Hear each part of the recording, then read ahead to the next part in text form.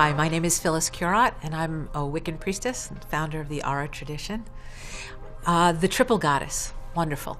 The triple goddess is, she is the divine feminine in three forms. The maiden, the young, the mother, the fully mature and sexual, creative, and the crone, the wise woman. The moon is the reflection of the threefold goddess because of the phases of the moon and because of the three stages of the moon, and because women share the rhythm of the moon. Our bodies correspond to the 28-day cycle of the moon, and the phases of our lives correspond to the phases of the moon.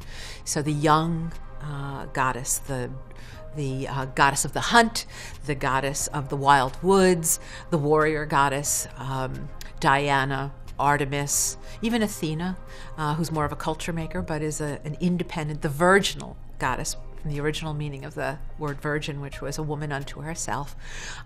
They're wild, they're free, they're independent, and they're represented by the phase of the moon, which is the waning moon, the new moon. The second is the mother, the great mother goddess, and is represented by the full moon, and represents the fullness of the divine feminine powers of sexuality and creativity, of fertility and abundance and nurturance and illumination, and is very much the mirror in which women can see that part of themselves.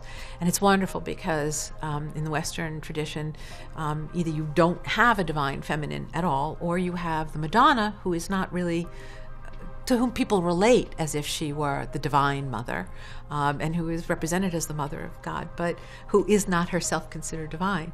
And she's denied her sexuality.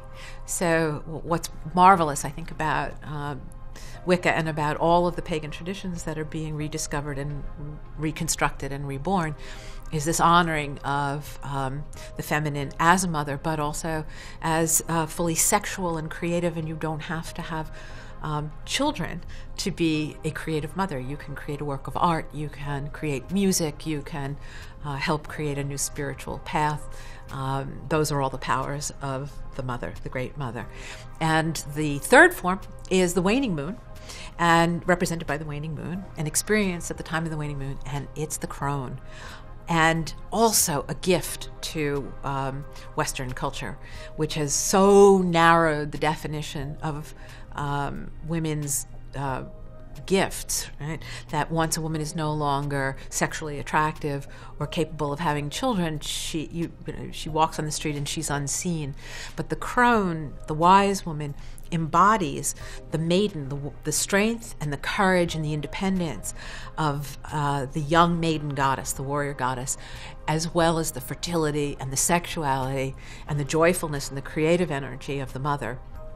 And that is then rounded out by the wisdom that comes only with the passage of time and the experience of life in its blessings and also in its tragedies. And that's the crone. It's actually from the crone that you get some of those stereotypes of the wicked witch with the large nose and sort of bent over and craggy and ugly, and which is a cruel depiction of the crone, of the older woman.